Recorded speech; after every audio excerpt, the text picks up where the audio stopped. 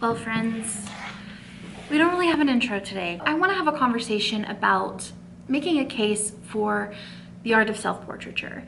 I think so often self-portraiture and selfies get lumped together into the same category, but I actually think of them as very different. We as a society trivialize selfies, which I think of as I just pick up my phone, I take a snapshot, maybe I take it from like this high of an angle, I put a lot of filters on it, I heavily edit it, and the intention is for the recipient. I hope that you like what you see. Do you like what you see? Do you approve of me? Whereas self-portraiture, it comes from this place of I have something I want to share, I have something I want to say, or something I want to document about myself, and I'm telling you what to see in me. I'm telling you how to feel about me. I'm not putting it out there for your approval, I'm putting it out there because of my approval. And to pair that, I think self-portraiture also comes with intention, right? It comes with, I have a reason why I'm taking this photo. And there's a lot of reasons to take a self-portrait. Maybe you're trying to express externally how you're feeling internally. Maybe you have, you want to remember what you look like at this time of your life, or you want to remember what your life was like at this time. Maybe you're in a moment and you're having a memory and you just want to remember it. Maybe you want to feel beautiful and you want to show the way that you're feeling about yourself in that moment. All of that is okay, right? There's no, I think, wrong intention, but I think that self-portraiture typically comes with an intention about how you feel about yourself and wanting to put that outward, or wanting to do some healing work around how you are seeing yourself. The other thing I think that makes us trivialize the selfie format is that it's so much more accessible now, right? So back in the day, right, 1433, to do a self-portrait, you had to have some sort of a skill, right? You had to be able to paint or draw. And then as cameras became popular, you had to be able to dial in your camera or fix your camera settings in order to capture what you were intending to capture. It comes with some sense of understanding of light and composition. And as cameras became more advanced and got onto all of our phones, it became much more popular to be able to just pick up a phone and take a photo of yourself. And I think that typically when we're observing art, we're thinking of it from the perspective of, could I do that? And if I could do that, then is it art? And while I think there's a flaw in that logic for a myriad of reasons, I do think what we're really saying when we say that is we're saying, did they do this on purpose? Was there intention behind it? Was there meaning behind this? Did this impact me? And I think that's where I think self-portraiture and selfies can differentiate, because if we're leading with, here is the story I'm telling, here's the takeaway, I'm telling you how to feel about what you see here, not here, do you like this? Or even just kind of like treating ourselves dismissively. And I think the importance of distinguishing for ourselves the difference between self-portraiture and a selfie is that we are art, right? Seeing yourself as art is an opportunity to celebrate what you bring to the table, celebrate who you are, celebrate where you are in your life, to see this season of your life as a beautiful thing, to see the season of your skin and your body as a beautiful thing, to honor that with artistic expression versus kind of just treating ourselves as if we're just something we can quickly snap, or maybe it doesn't even have to be posted anywhere. Even it can be posted, I don't care. But it's really coming from that perspective of like, here's what I am feeling and what I want to share, versus dismissively taking photos of ourselves and then hoping that other people will like them. And I think that's the internal energy that I hope we'll bring to the table when we explore our own self-portraiture, which I hope that you do.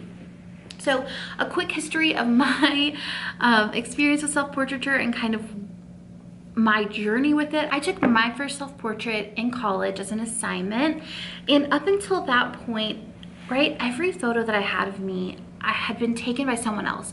So I had seen myself through the eyes of other people most of my life, right? And so taking a self-portrait was kind of the first time that I got to see myself through my own eyes. I got to say, here's what I look like. And if you really think about it, how rare is it for us to look into our own eyes, to really take the time to see ourselves, to pay attention to ourselves, to see ourselves in intricate and beautiful ways, and to treat that as sacred, as art. That is so uncommon in our society, and I think so uncommon in our day-to-day lives, that the art of self-portraiture really invites us into really seeing who we are and creating like this beautiful intimacy with our being that I think is hard to get elsewhere, right? I think journaling gives us some of that. I think self-portraiture is like a continuation of that sensation and maybe a deepening of that experience. That being said, you know, my first real project with self-portraiture was what I call the 365. I didn't make it up, so I don't know why I said I call it, but what is called the 365, and this was back in the days of, like, I can't remember, it was like a photo sharing website I used to be really active on, but it was a thing where you take a photo of yourself every day for a year, and I did that twice. These photos, some of them I really love. Some of them are like my favorites I've ever taken. I'll share some of them here. And some of them are highly edited, sometimes like highly editing my body to make me look smaller. And the interesting thing about that is like I do regret editing my body, but I don't regret keeping the photos to remember that that's what I thought I needed to do, right? I have one photo of me too that didn't edit my body as much, but I also was like, I was wearing really long basketball shorts, and that's what I used to feel comfortable in. I used to wear basketball shorts all the time, and I don't now. And it's like interesting to look back and be like, oh my gosh, like I felt like I had to cover myself up like that. It's good to see the progress that you've made. Like every photo that you have of yourself isn't gonna be like this like awakened artistic vision. Sometimes it's going to be like, whoa, this is where I was in my photography journey, or this is where I was in my body image journey, and that's okay. Like that's also important to document, I think, or helpful to look back on. Which brings me to the next series that I did, which was the insecurity series. This I documented like my insecurities, that I kind of like amplified them or took poses or just showed them and then wrote about them to go with the photos. And here's a couple from that. And in that process, I kind of came to this realization on taking these photos and journaling on them that insecurities are contagious. And it was just this, like when I started to look at them and really started to look back at the sources of where they came from, it's because I heard someone else talking about their insecurities or their judgments of someone else, or and I took those on as things that I'm supposed to be worried about, right? I'm supposed to worry about these different elements of being body. I think one of the ones I had was like, I felt like a school marm. Like I felt like my body was not like a hot body. And I like digested that from like my mom. I digested that from society, but also from friends who would talk about their own bodies or bodies of other people. And or like feeling weak or feeling boring or being on my phone too much.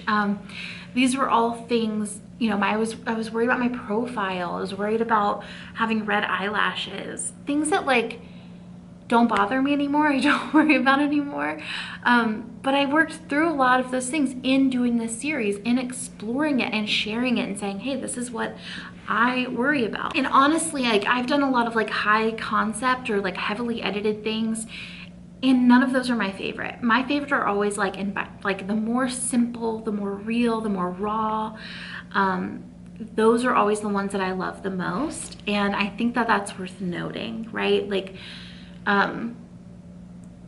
that ability to be 100% me, I think is always going to be what I cherish the most. And as we age, we always look back at where we were and we think like, if I had only appreciated myself then, right? Like I was so much cuter then than I am now. And future me is gonna look back at where I am now and be like, man, I really wish I had appreciated that. And I think that that's the hope for me in self-portraiture, is that I can be in that future mindset now and just really appreciate myself as I am, and honoring like this life that I've lived in this body and the stories that I have to tell from where I am in this moment, instead of having to get 10 years in the future to look back and appreciate it, right? I hope that I can look at where I am while I'm in it and document that as art and really see that as something to celebrate. So today I do want to share with you some tips for taking your own self-portraits. Now that I've kind of made my case on why I think you should do it, I think I'll make that a little bit more succinct. I think you should do it for your self-expression. I think you should do it for your self-exploration, trying to understand yourself, but also do it in order to just have these memories documented, have yourself documented as you are, right? Like be able to look back and be like, look at me, look at where I was, look at what I've been through, look at the way that I've changed over the years. There's something so beautiful in that. But ultimately, like, I do want you to see yourself as art. I do want you to recognize that like you are an art form. So here is how we document ourselves as art. First, I want to talk about what a portrait is made of. A portrait is simply made of a composition, meaning, you know, how does the eye move through the image? There's a lot of composition rules in photography. It's a whole video in and of itself, but basically you're thinking about what does the background and is your eye being moved toward the subject in the image? Second is light. Light is part of the story. It's part of the photograph. It's going to enhance the message that you want to send. And the third is your subject, right? Your subject is you. That's pretty straightforward and easy. You're using those three elements, light, composition, and subject, to tell a story. And in order to tell a story, you can use specific types of portraiture. So let's quickly run through a few of the different types of portraiture that you can use as a self-portrait artist. So the first one is a mirror portrait. This isn't one that you're gonna see on like a photographer's website or a photography 101 book, but I do think that it's a really important art form that is more culturally relevant now. A lot of my favorite images of myself have been mirror portraits, which is basically just taking a photo of yourself in a mirror.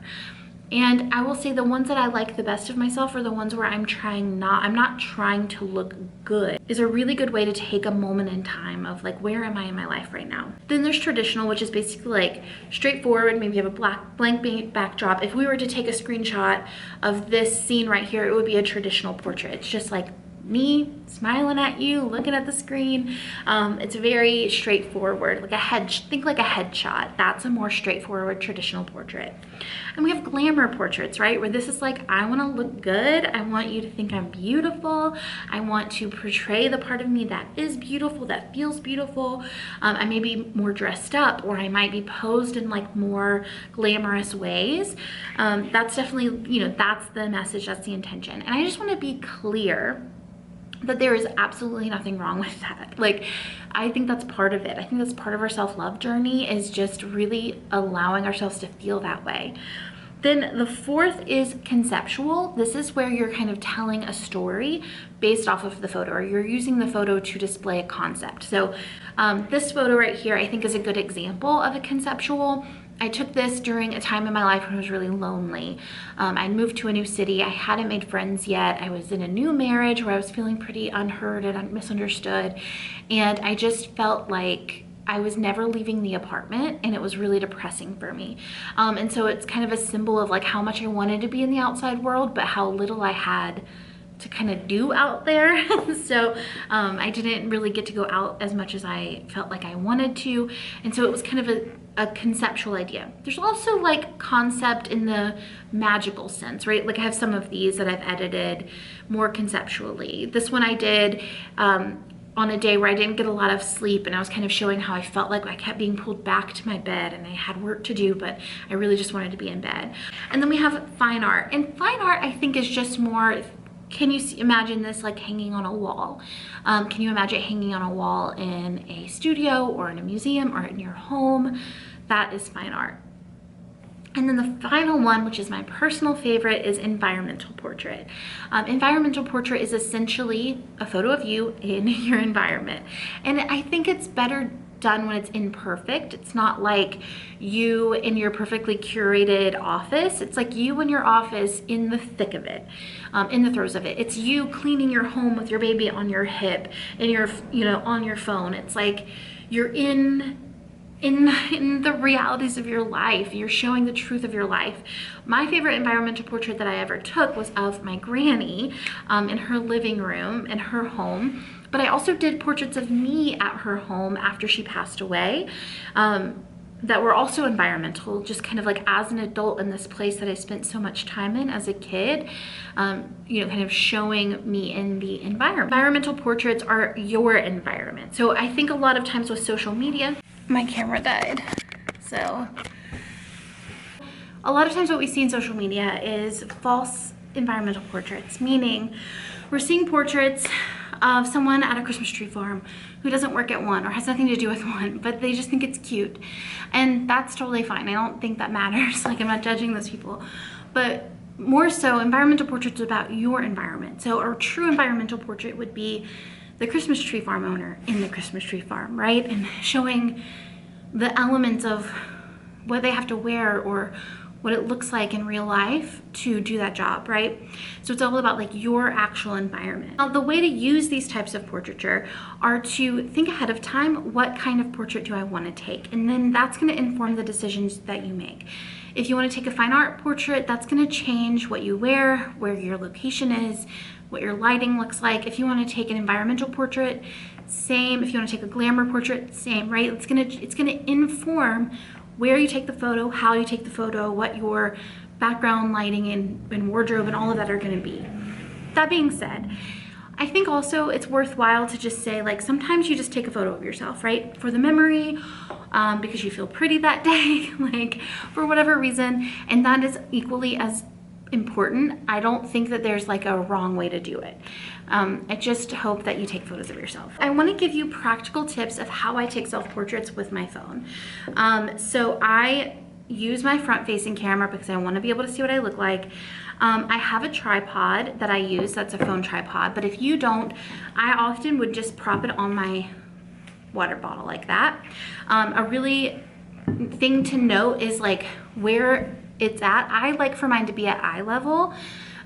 So that I think is just how I would take a portrait as a photographer. I want to be at your eye level.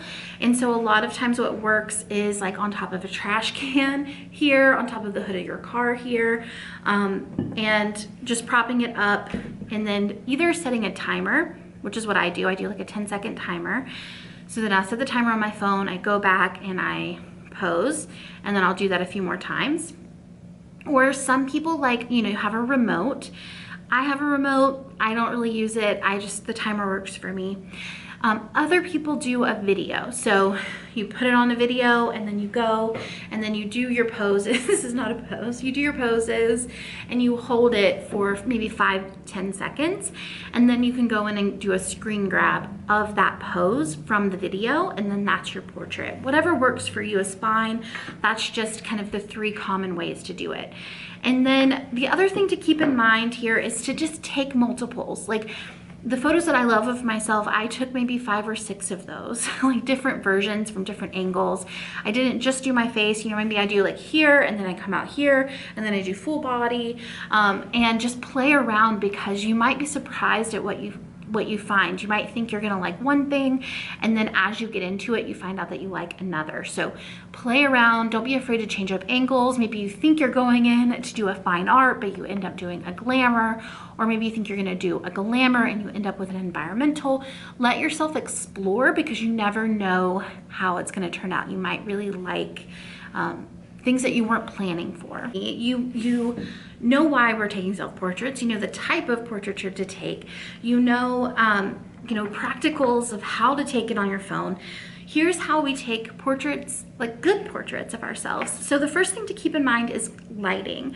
So there's lots of different types of lighting. Right now we're using natural light that's coming in from the right side from a big large window, but I have this light to show you different types of lighting and how it changes my face.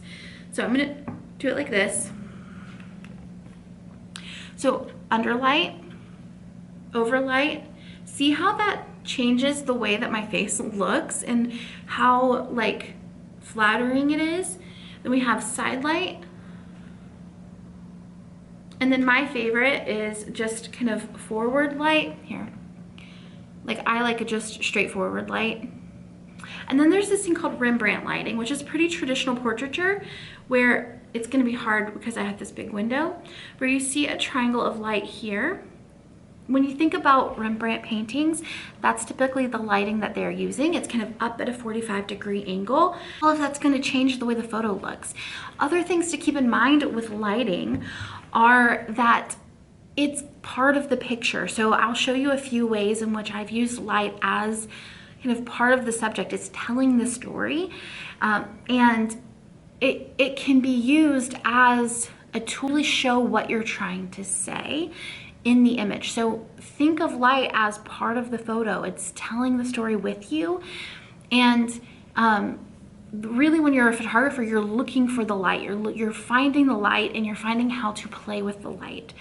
But like in terms of just, maybe you don't want to be super artistic, you just want to document yourself and you want the light to be flattering, 100% of the time look into a window.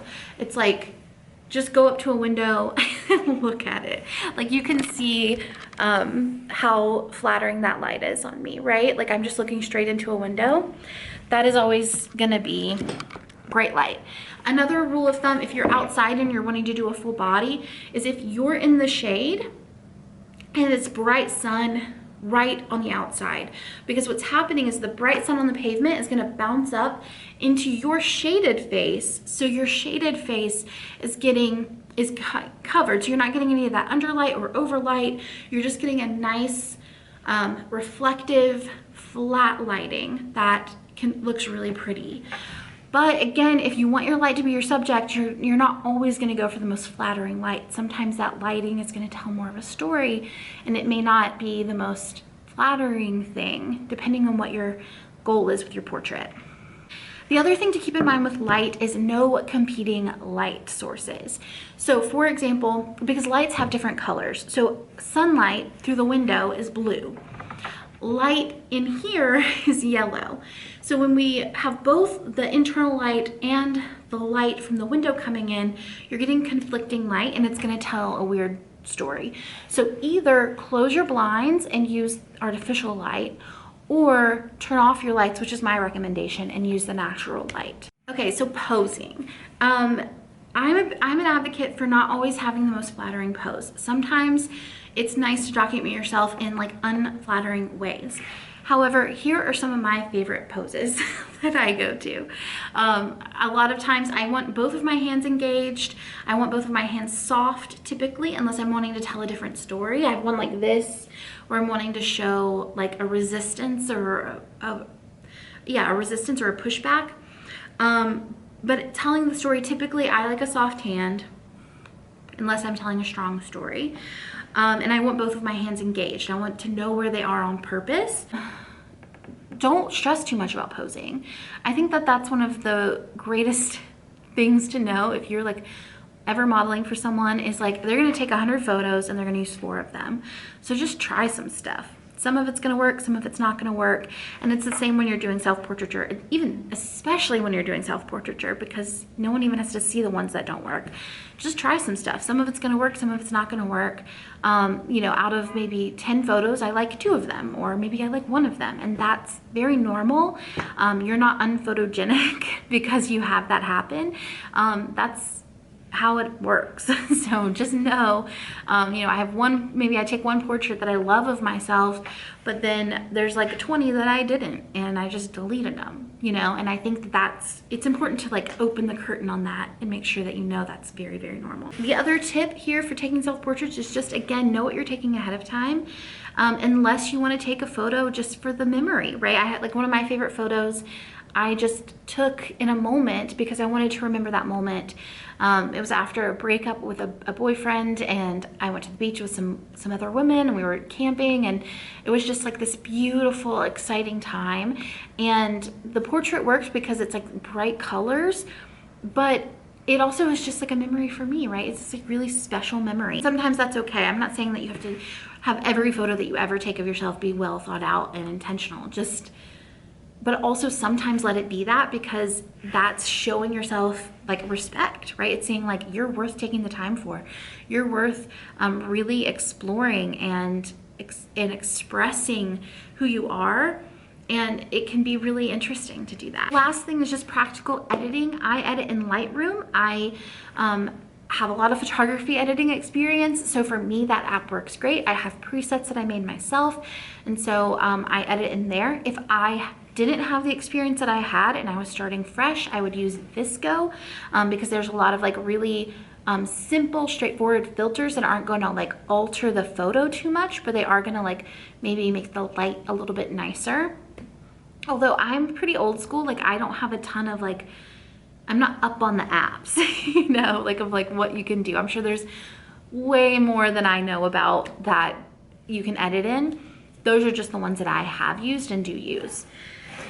But friends, overall, you know, the point of a self-portrait is to document yourself in time, to tell your story, and I hope that you all take the time to do that. It is, I think it's one of the most amazing things that we can do as people, to really like create art around who we are in a moment, whether that's writing or photography or drawing or painting, whatever that is.